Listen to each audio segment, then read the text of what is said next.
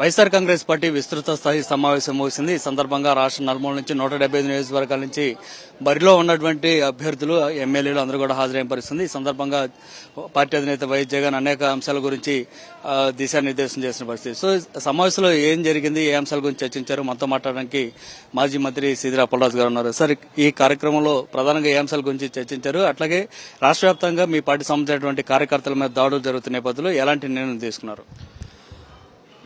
నేటి సమావేశం రాష్ట్ర వ్యాప్తంగా పోటీ చేస్తున్నటువంటి వైఎస్ఆర్ కాంగ్రెస్ పార్టీ ఎమ్మెల్యే అభ్యర్థులు, ఎంపీ అభ్యర్థులందరూ కూడాను ఒక రకంగా చెప్పాలి అంటే మొన్న జరిగినటువంటి ఎన్నికల్లో వచ్చినటువంటి అనూహ్యమైనటువంటి ఫలితాలు, ఊహకందని ఫలితాలు, బాగా నిరాశకు గురి చేసినటువంటి ఫలితాలు చూసిన తర్వాత ఇంత వేగంగా మళ్ళీ పార్టీ తేరుకుంటుందా లేదా అని అనేక మంది అనుమానాలు వ్యక్తం చేస్తున్నటువంటి సందర్భంలో ఈరోజు మొత్తం అందరు అభ్యర్థులు కూడా చాలా ఆత్మవిశ్వాసంతో మళ్లీ ఉత్సాహాన్ని కూడగట్టుకుని ఈరోజు అందరూ రావటం జరిగింది. గౌరవ ముఖ్యమంత్రి గారు జగన్మోహన్ రెడ్డి గారు మాట్లాడుతూ కూడా మన గత 5 ఏళ్లలో మనం చేసినటువంటి మంచిని వివరించి ఎన్నికల ఫలితాల సమయంలో prepoll surveys, post poll surveys అన్నీ కూడా పాజిటివ్ గా ఉన్నటువంటి సందర్భంలో కూడా ఈ రకమైనటువంటి ఫలితాలు రావటం అన్నటువంటిది ఊహకందనిది, ఊహించినది. అందువల్లనే ఖచ్చితంగా మనము తెలియనటువంటి సమ్ కైండ్ ఆఫ్ మ్యానిపులేషన్ ఏమైనా జరుగుంటుందా అన్నటువంటి ఒక అనుమానం వ్యక్తం చేయడానికి ఆస్కారం ఉంది అన్నటువంటిది జగన్మోహన్ రెడ్డి గారు అయితే చాలా క్లియర్ గా చెప్పడం జరిగింది.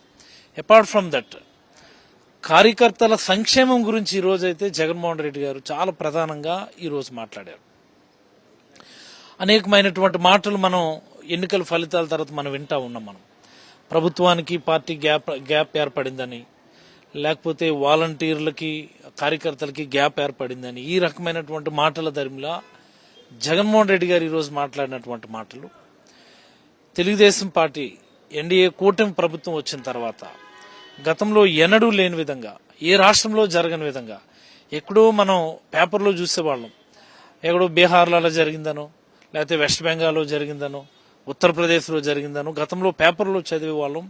ఆ రకమైనటువంటి దాడులు పార్టీల పేరు చెప్పి కార్యకర్తల మీద నేరుగా కర్కశంగా దాడులు చేయటం అన్నటువంటిది చంద్రబాబు గారి నేతృత్వంలో ఈ రాష్ట్రంలోనే జరగడం అన్నటువంటి చాలా దురదృష్టకరం.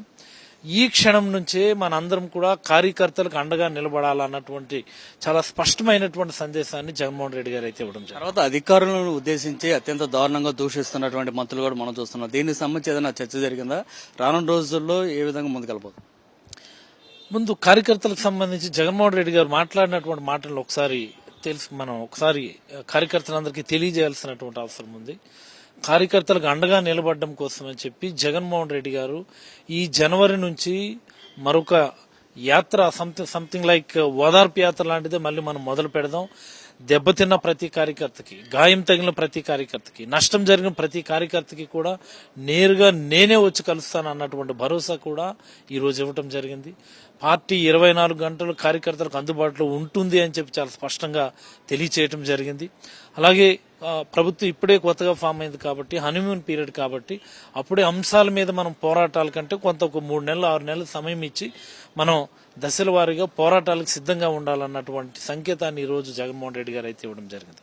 ఇప్పుడు మీరు మాట్లాడినటువంటి మాటలు, అధికారులను ఉద్దేశించి ఎన్డీఏ మంత్రులు మాట్లాడినటువంటి, నాకైతే చాలా ఆశ్చర్యంగా అనిపించింది. నాకు మంత్రులు మాట్లాడమే కాదండి, నేరుగా ముఖ్యమంత్రి హోదాలో చంద్రబాబు గారు సైతం ఐఏఎస్ని, ఐపీఎస్ని అంటే రాష్ట్ర అడ్మినిస్ట్రేటర్స్ ని, ఎగ్జిక్యూటివ్ బాడీని తూలనాడే విధంగా, కించపరిచే విధంగా ఆయన మాటలు మాట్లాడకపోయినా ఆయన చేతల ద్వారా చాలా స్పష్టంగా మనకు తెలుస్తా ఉంది. లీక్లు ఇస్తా ఉన్నారు. వాళ్ళ పత్రికల్లో ఐపీఎస్ల గురించి, ఐఏఎస్ల గురించి చాలా కించపరిచే విధంగా రాతలు రాయిస్తా ఉన్నారు. నిజంగా ఇది ఎప్పుడన్నా మనం చూసామా?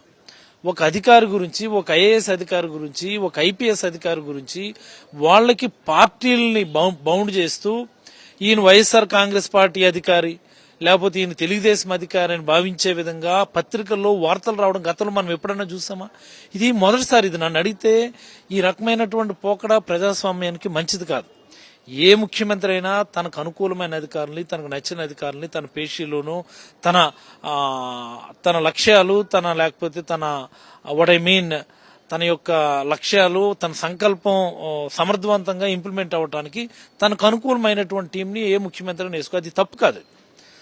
ఆ పని చేసుకోవడం కోసం ఇతర అధికారుల్ని కించపరిచే విధంగా, వాళ్ళ ఆత్మవిశ్వాసం దెబ్బతినే విధంగా, వాళ్ళ కెరియర్స్ ఇబ్బంది పడే విధంగా రాతలు రాయించడం, మాటలు మాట్లాడించడం, చేతల్లో చూపించడం అన్నటువంటిది గతంలో ఎన్నడూ జరగలేదు. ఇది చాలా దురదృష్టకరమైనటువంటి పరిస్థితి అని నేనైతే భావిస్తా ఉన్నాను. ఓకే, మీ పార్టీ అధినేతతో సమావేశం ముగిసింది. నెక్స్ట్ కర్తవ్యం ఏంటి? ఏ విధంగా మీరు ముందుకెళ్ళబోతున్నారు? ఖచ్చితంగా ఇప్పటికే అన్ని దగ్గరలు కూడా దాడులు జరుగుతున్నటువంటి సందర్భంలో ఆయా నియోజకవర్గ ఇన్ఛార్జీలు, ఎమ్మెల్యే కంటెస్టెంట్స్ అందరూ కూడా వెళ్లి అండగా నిలబడడం జరుగుతూ ఉంది. ఇక నుంచి ప్రతి మూమెంట్ విజిలెంట్ గా ఉంటూ కార్యకర్త అనేవాడికి నష్టం జరగకుండా చూసుకోవాల్సినటువంటి బాధ్యతనే ప్రధానంగా జగన్మోహన్ రెడ్డి గారు అయితే ఈరోజు చెప్పడం జరిగింది. ఆ పనిని ఈ క్షణం నుంచి మనందరం కూడా మళ్ళీ ఫ్రెష్ గా మొదలు పెట్టాలని చెప్పి ఆయన ఆదేశించడం జరిగింది. ఆయన ఆదేశాలను తూచా తప్పకుండా ప్రతి కార్యకర్తకి, ఇబ్బందిలో ఉన్న ప్రతి కార్యకర్తకి ఏ క్షణమైనా కానీ అందుబాటులో ఉండడానికి అందరూ కంటెస్టెంట్లు కూడా చాలా ఉత్సాహంగా, చాలా హర్షధ్వానాల మధ్య ఆయన నిర్ణయానికి మద్దతు తెలుపుతూ ఈరోజు సమావేశాన్ని అయితే ముగించడం జరిగింది. ధన్యవాదాలు. సో ఇది పరిస్థితి. మొత్తంగా అయితే రానున్న రోజుల్లో పార్టీ కార్యకర్తల కోసం ఖచ్చితంగా మేము క్షేత్రస్థాయిలోకి వెళ్లబోతున్నాం, ప్రతి ఇంటిని కలిసి బాధితులను పరామర్శించబోతున్నామని మాజీ మంత్రి సీదిరి అప్పలరాజు చెప్తున్నారు. అట్లాగే పార్టీ అధినేత జగన్ కూడా త్వరలోనే క్షేత్రస్థాయి పర్యటనలు కూడా ఉండబోతున్నాయని ఆయన చెప్తున్నారు. కెమెరా పర్సన్ సాయితో రవీందర్ రెడ్డి, సాక్షి టీవీ, తాడేపల్లి.